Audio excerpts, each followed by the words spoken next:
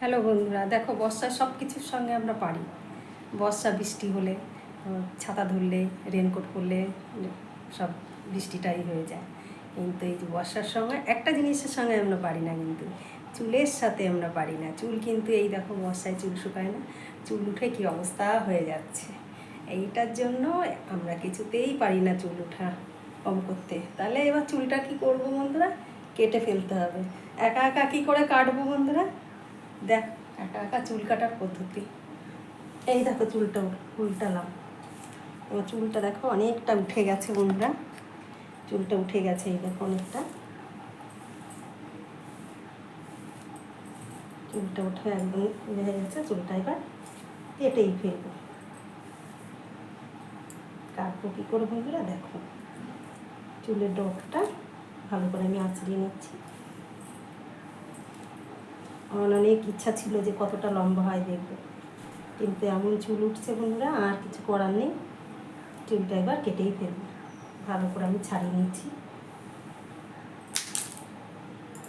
এইভাবে চুলটা তোমার বাঁধতে হবে।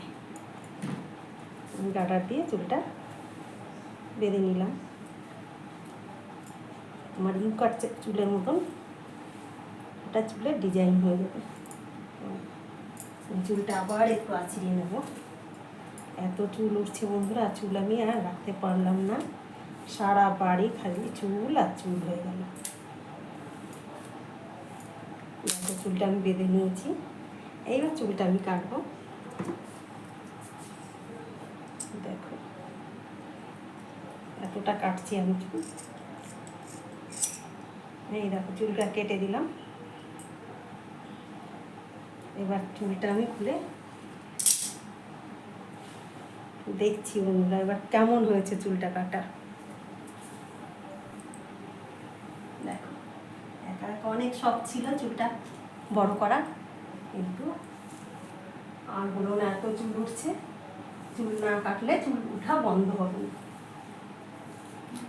তাহলে চুলটা কেটে এরকম